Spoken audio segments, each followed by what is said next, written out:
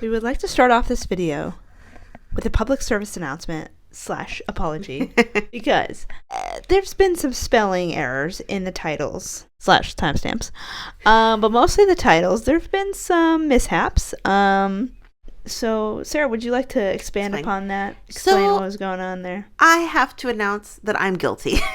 Guilty as charged. Throw her in jail. Yes. I do a lot of the editing really late at night / 2 and 3 and 5 in the morning. This was 5, 6 a.m. And my spelling is not good to begin with, but at that time it's even worse. So long story short, if you guys ever see, we have a new system for where we're not going to have spelling errors in the future. Yes, I got a little upset. So I'm sorry about that. So yeah, if you ever see spelling errors or spelling grammar mishaps, it is 100% Sarah, me, who does that because I'm in charge of that kind of stuff. I know. I was tired when I read it over, and I read it over like 2 times, and I still didn't catch it. One of our friends on Instagram messaged us. Yeah, and then there was a comment in the video, and I was like...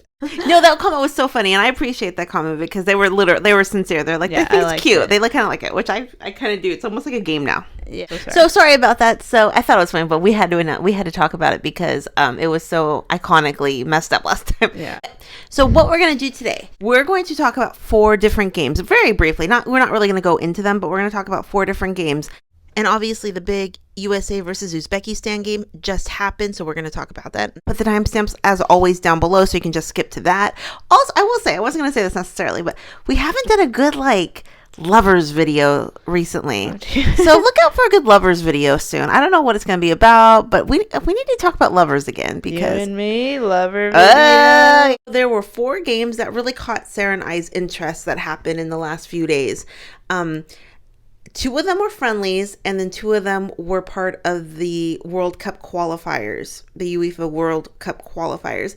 And so we're going to talk about those 2 games first, then the friendlies second. Because as we know, qualifying for the World Cup is happening this year for next year's World Cup. And those games are exciting. Right now, we're going to talk about England and North Macedonia and Netherlands and Cyprus. But these were group stage games, so I think everyone kind of knew they were probably going to be pretty lopsided, the group stage. So a lot of times it is lopsided game. First game we're going to talk about just briefly was the England versus North Macedonia game. But this game was kind of wild. Some kind of notable things did happen. First minute of the game, there was shot on goal within the first minute of the game. Whoa. That's the kind of game it was. And a couple notable things happened. Beth Mead scored 4 goals. Dang, girl. I mean, 1 goal's good, and then you get 3 more than that, and you're on top of the world. Exactly. Then Toone scored a hat trick. She scored 3 goals. And how many score 3 goals? I don't care who you're playing. It's exciting. Then another notable thing, Ellen White scored her 50th goal for England. Very cool that they did play in North Macedonia, and I don't know if there was fans there, because the side we were looking at on the screen, the fans were empty from the side that the camera was on. I don't know if there was fans on the side where there wasn't cameras, but that's also, I know during COVID they had to play with no fans for a long time.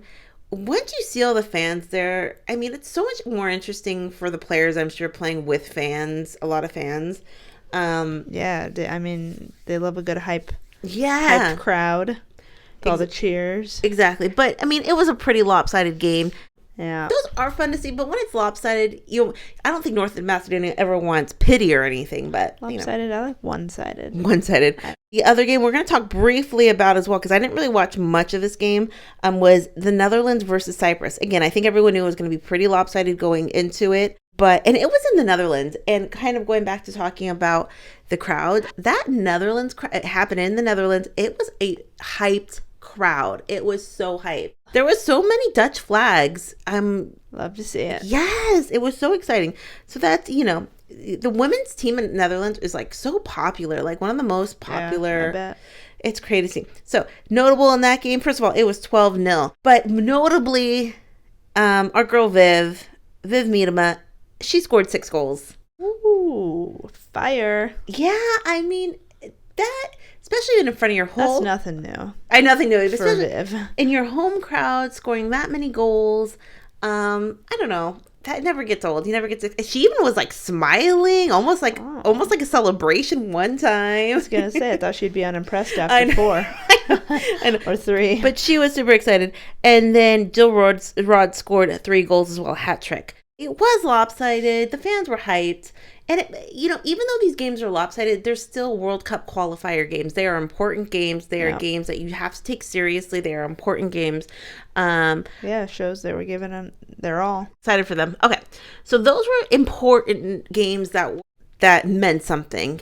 So now we're going to go talk about two games that were friendlies. And we're going to talk about kind of the difference between the two games that we're going to talk about in a second, but they're important, So the first game we're going to talk about is going to be the Australia versus New Zealand game. It doesn't get bigger rivals than Australia and New Zealand. I mean, in the whole history of the world, life, Australia versus New Zealand is like the rivalry ingrained in you when you're born, if you live in one of those two countries. So this game was pretty wild. I mean, I haven't seen a game like this as wild as this game was in a long time. The score was 2-1, but that score is kind of almost misleading for a couple reasons. 2-1. I don't know if Australia was a completely heavy favorite going in. You would think, but Australia had so many missed opportunities in this game. Just could not connect. They could not connect. The keeper for the New Zealand squad, she did a great job. There was a few amazing saves, but there was so many missed opportunities by Australia. New Zealand scored in the 32nd minute. That was the first goal. 32nd minute. Then it was going into the 90th minute. It was still 1-0. It looked like New Zealand was going to pull this off. Oof.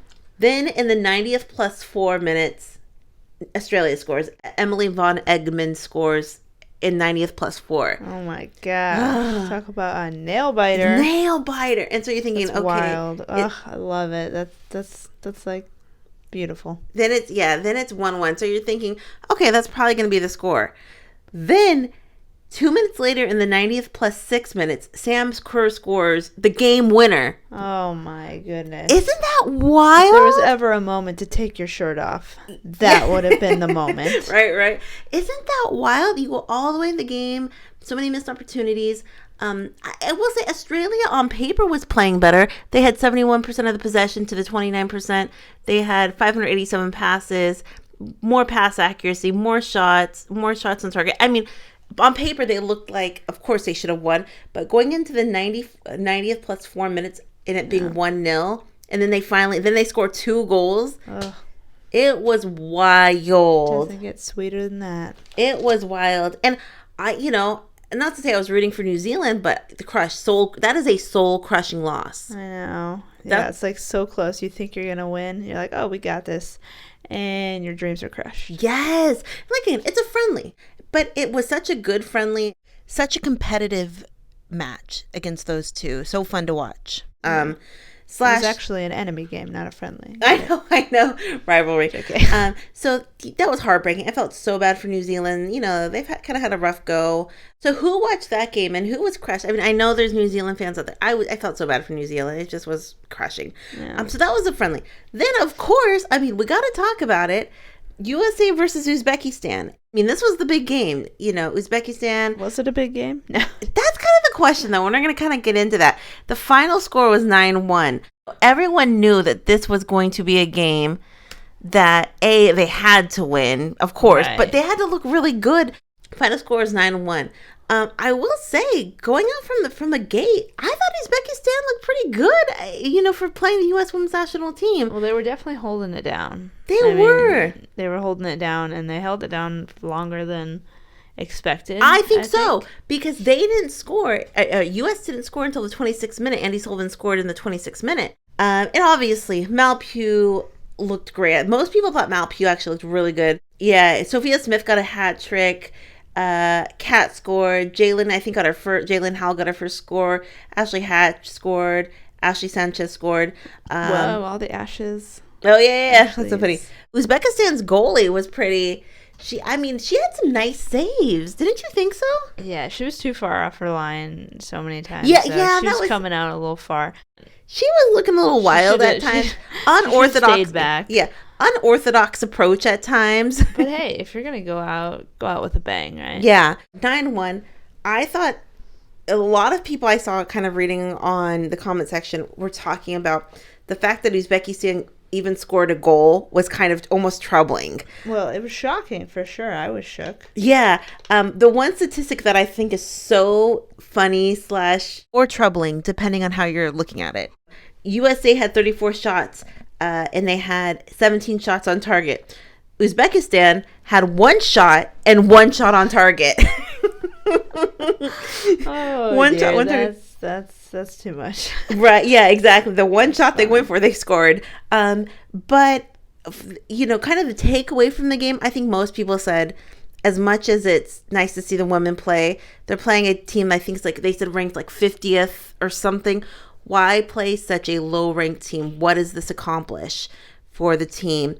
And I don't know if it's because they're introducing these newer, younger players. Right. Because I think these players can do just as much damage and beat, you know, better teams that are ranked, you know, higher. So, Vlatko, what's really the reason? Right. Tell me the truth. Because even just reading the comments on the U.S. Women's National Team Instagram, there was definitely some people on the Instagram that had the same questions. It says, and what is this game for? Please, for the love of God, play teams that are actually going to get us prepared. This game is kind of pointless. And that's just one of the many comments I saw on the Instagram that a lot of people said, is this helping the team? You're playing such a low-ranked team. What about playing the U20s? If you're not able to find a higher ranked team that's available to play. Are you getting a false sense of that you're doing better than you actually are, too? Yeah, I sort of think they might be playing teams that they know, you know, they could 100% crush or whatever. Is Vlatko just doing it so Vlatko can say, oh, got another win under my belt? You know, a lot of people saying, again, games to build up what? Confidence, ego. These games are pointless. And someone says, I promise you they're going to struggle playing against the big teams like England, Netherlands, or Spain. Who's the one in charge? Like, who's booking these things? Yeah, you know, they can't play. A lot of the European players and other players are doing the World qualifiers, so they can't play any of those teams. So it's like, are they able to connect with teams, maybe some South American teams they could play against? I'm not actually sure. I want to see what you guys think in the audience. Do you think these games are pointless, or do you think that they're really developing match play? I think they're doing both. I think they're a little pointless. I don't want like a false sense of security out there for some of these players, because the way England looked so good. They won the World Cup. Netherlands is looking really good. So yeah, we don't want to get too humbled. Yeah, I know. Yeah.